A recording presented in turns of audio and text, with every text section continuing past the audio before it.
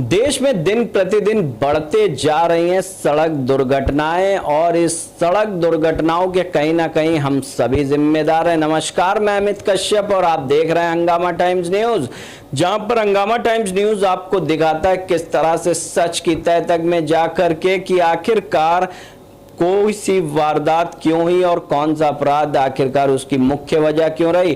तो आज हमारे साथ में एक पीड़ित बेटा है, उससे जानेंगे उसके दिल की दर्द भरी दास्तान, जिसने एक सड़क हादसे में अपने पिता को खो दिया और उसकी पिता और पिता के दोस्त की मौत की जिम्मेदार आम जनता बन गई, मूक दर्शक। जहां पर एक्सीडेंट होने के बाद लगातार लोग वीडियो बनाते रहें, दिखाते रहें और जो दुर्घटनाग्रस्त पीड़ित लोग थे वह लोगों से यह गुहार लगा रहे थे कि हमें कहीं किसी मदद के लिए अस्पताल भेज दो, हम जो है दर्द से तड़प रहे हैं और कहीं ना कहीं जो है हम मौत के भी शिकार हो जाएंगे।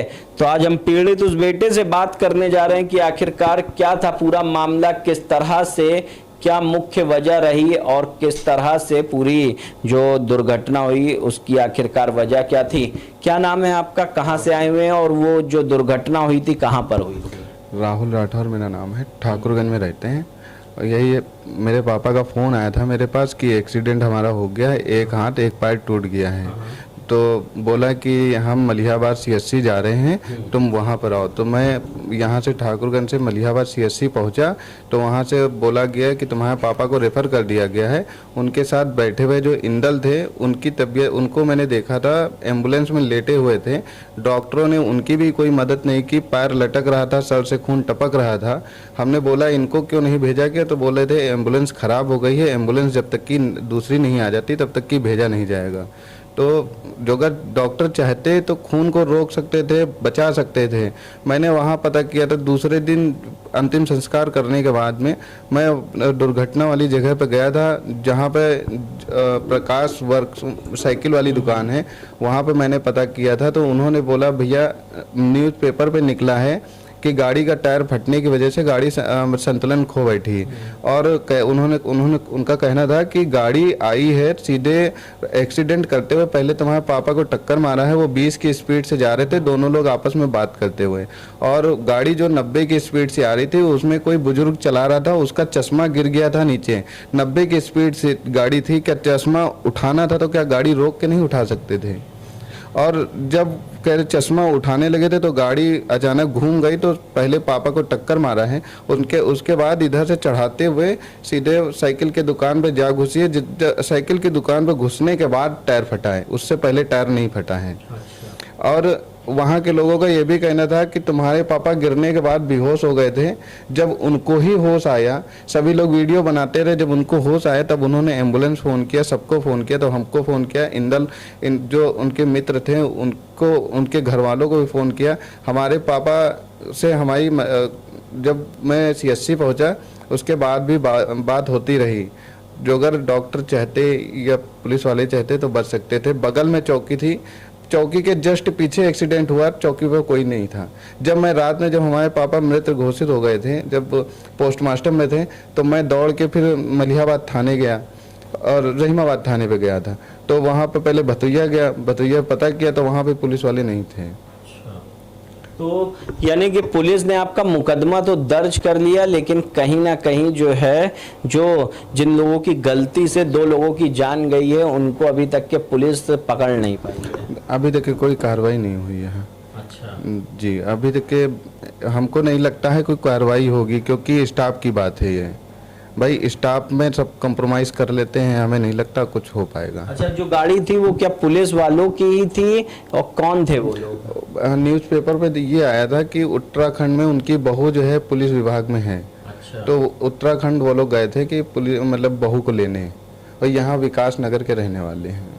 अच्छा, लखनऊ के? जी, लखनऊ के रहने वाले हैं। तो यानी कि जिस समय गाड़ी भिड़ी और जो यानी कि मनगढ़ंत गाथा बता रही है पुलिस, उसको यानी कि जो टायर फटने की वजह से हुआ है, तो क्या मौके से सभी लोग उतर करके चले गए थे गाड़ी छोड़ करके, कि आपके पिताजी और आपके पिताजी के दोस्त को अस्पताल पहुंचाने का? नहीं, मौके से तुरंत उतर के चले गए थे। उनका बेटा उतरा, वहाँ पब्लिक से ये बोलने लगा गाड़ी मैं चला रहा हूँ, जबकि ड्राइविंग सीट से उसके पिता उतरे थे।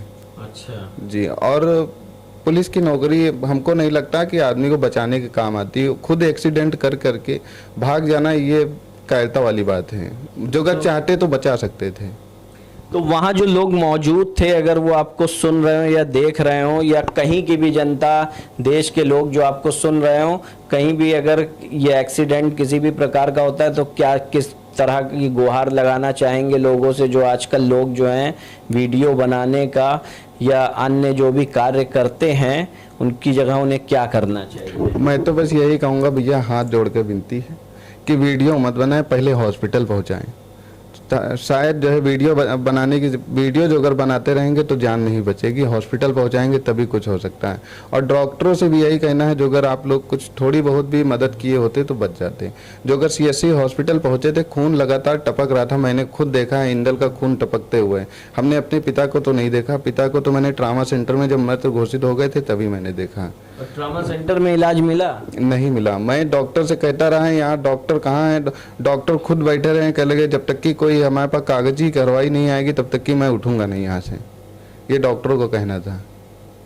तो और राजधानी की पुलिस से क्या गुहार लगाना चाह रहे हैं कि किस तरह से जो है जिन जो आरोपी हैं आपके पिता की मौत के, उनको किस तरह से यानी कि जल्द से जल्द पकड़े? मैं तो यही कहूँगा कि पहली बात तो ये है, चौकी बनाने इसको फ़ायदा नहीं जब तक कि वहाँ पर कोई कार्रवाई वाला कोई हो ना। पर सिपाही भी नहीं थे उस टाइम, जो अगर वही चाहते तो जस्ट पीछे हुआ था, कोई बहुत बड़ी बात नहीं थी। वहाँ के लोगों को कहना है 2 घंटे बेहोश पड़े रहे। क्या मतलब पुलिस वाले इतने कायर हैं कि जो है पीछे एक्सीडेंट हुआ देख नहीं सकते? जी, क्या नाम बताया आपने अपना? राहुल। ये हमारे साथ में पीड़ित राहुल हैं, और जहां पर ये अपने पिता के बेटे, एक मौत का जो एक्सीडेंट इनका हुआ इनके पिता का, और उसके बाद से इनकी जिंदगी बिखर गई।